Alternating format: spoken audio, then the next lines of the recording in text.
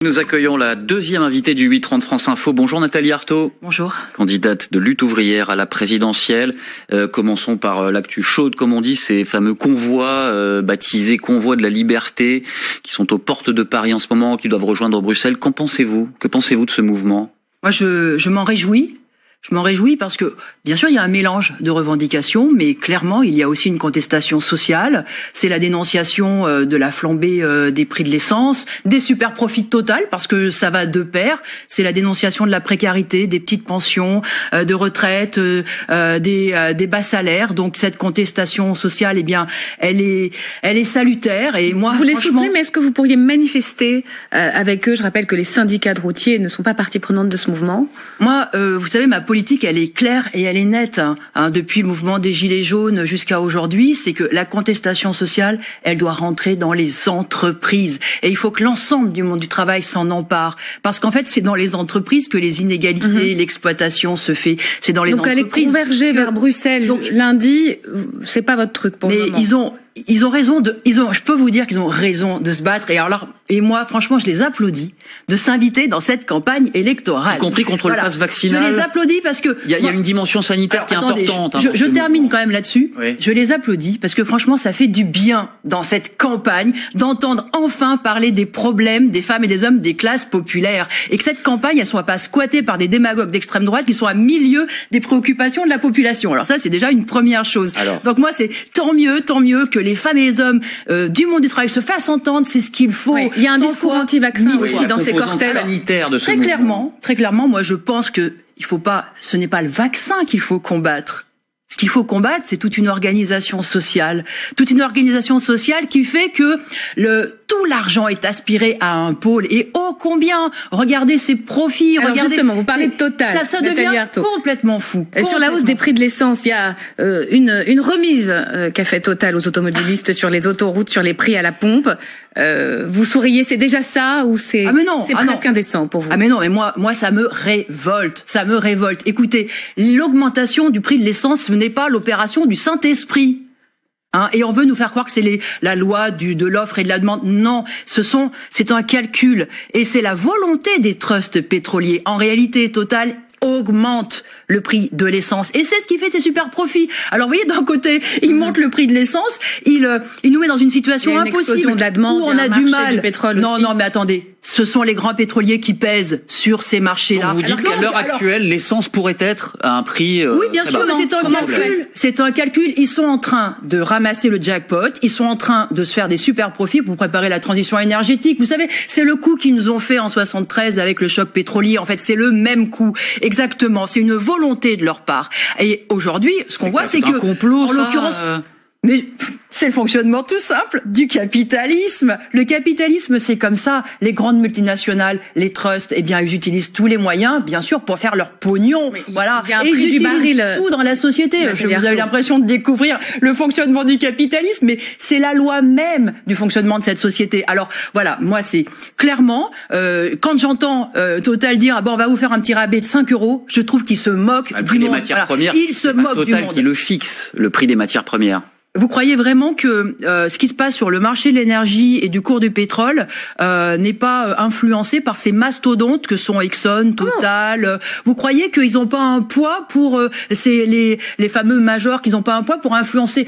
C'est eux qui font l'offre, c'est eux qui l'organisent, c'est eux qui décident de combien de volume. Donc des gens dans des bureaux disent tiens, on va faire monter le prix de l'essence, on va faire monter le prix du gaz, c'est ça? C'est pas l'ouvrier de base, c'est pas l'employé de bureau, je vous garantis. Non, mais par contre, les grands actionnaires de ces grands groupes savent très bien comment faire leur fric dans cette société. Et oui, bien sûr et ça leur rapporte, mais ça marche. Regardez, vous avez vu ces super profits, ils viennent d'où à votre avis? Il n'y a pas de lien. Et la taxe de l'État, les 15 milliards que Total se met dans les poches, ça vient de là, bien sûr. Et les taxes de l'État?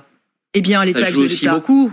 Oui, bien sûr que ça joue. Moi, ma politique, elle est très claire. Je pense que les travailleurs, ils devraient payer 0 taxe et il faudrait les compenser intégralement, justement, par un prélèvement, la confiscation d'une partie de ces profits pour compenser. Voilà ce qu'il faudrait faire. Alors au moins, ce mouvement, il met tout ça sur la table. Vous voyez. Alors, parlons de la situation économique. On a parlé de l'augmentation des prix de l'énergie, mais l'emploi, lui, repart. Le chômage baisse de 6%. L'apprentissage chômage aussi, puisque on parlait des usines, des entreprises, bat des records, et on a un bon taux de croissance, 7% de croissance en 2021. Le quoi qu'il en coûte, Nathalie Arthaud, c'était quand même une bonne chose? Alors, je tiens à dire que si on a une croissance de 7%, et j'ai entendu d'ailleurs Bruno Le Maire fanfaronner en expliquant que c'était du jamais vu depuis 52 ans, eh bien ça veut dire que les travailleuses et les travailleurs qui sont à la base de toutes ces richesses, ils doivent pouvoir revendiquer des augmentations de salaire à la hauteur. Donc augmentation de salaire de 7%, et puis des augmentations de salaire et des augmentations de pension de retraite telles qu'on n'en a pas vu depuis 52 ans. Voilà ce que moi je propose. Il y a des négociations en cours sur les salaires. D'ailleurs, on voit que le rapport de force s'inverse, puisque les salariés, dans les négociations, dans la restauration, ont obtenu 16% d'augmentation. Ça devrait vous réjouir, ça.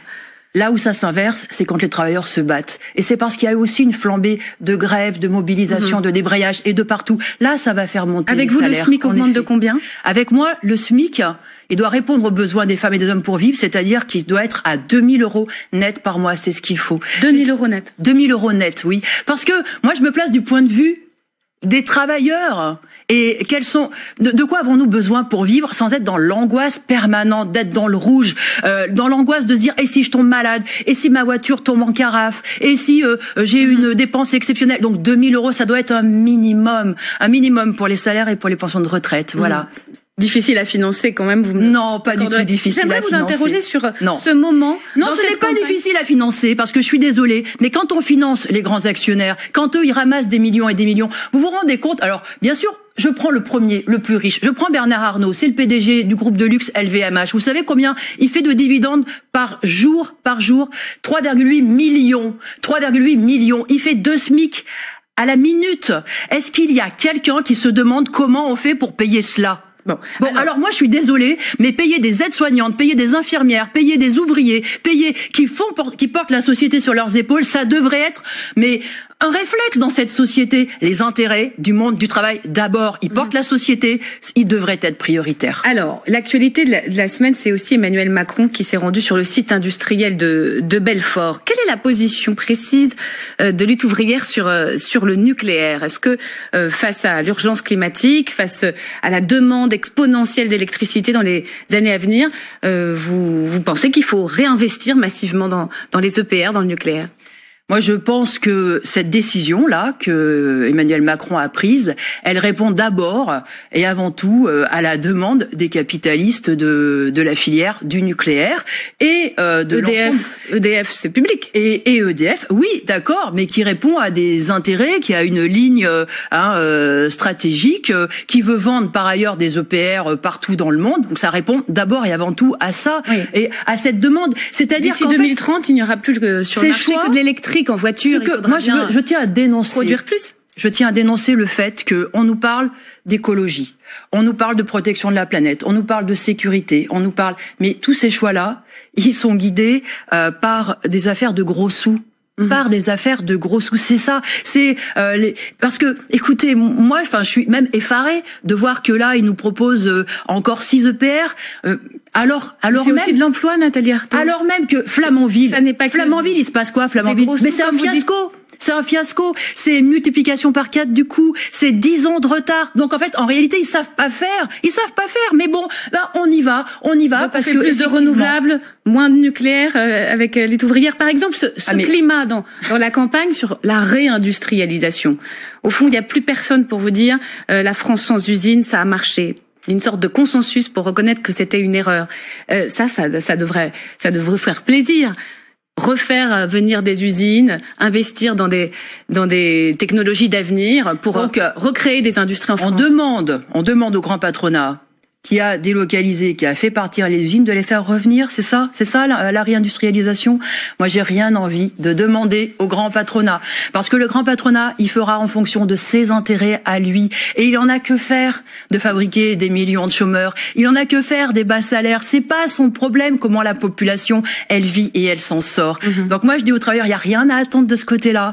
Il faut que nous battions pour nos intérêts, répartir le travail entre tous, le travail qui existe existe, parce que on nous explique qu'il faut réindustrialiser pour lutter contre le chômage. Mais je suis désolée, il y a des femmes et des hommes qui croulent sous la charge de travail aujourd'hui. C'est des cadences infernales. C'est des rythmes de travail délirants. Il faut réduire le temps de travail, il faut répartir. Et il faut embaucher. Je voudrais qu'on parle. Et il faut embaucher dans les hôpitaux, dans l'éducation, dans les EHPAD. Écoutez, il y a des centaines de milliers d'emplois à créer.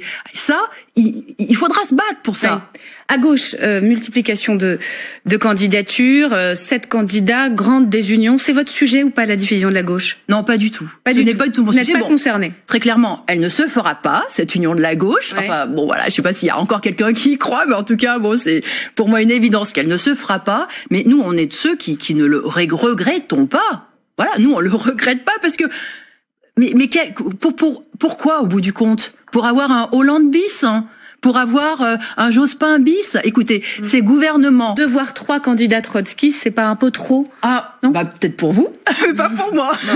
Pour vous peut-être, mais pas pour moi. Moi, je pense que vous avez beaucoup de parrainage. Moi, je pense que plus il y a de communistes révolutionnaires, plus il y a de gens qui veulent changer cette société où il y a que le fric qui compte, et ben mieux aussi. Voilà. Vous avez plus de 400 parrainages, Nathalie Arthaud, c'est beaucoup. Comment vous faites pour en avoir autant? Il y a énormément de gens qui s'étonnent et qui se disent mais comment se fait-il que d'autres candidats qui pèsent plus dans les intentions de vote, Marine Le Pen, Éric Zemmour, peinent, alors que vous, voilà, vous êtes à plus de 400, on imagine que vous réussirez à avoir les 500. Ça a pas l'air de vous réjouir.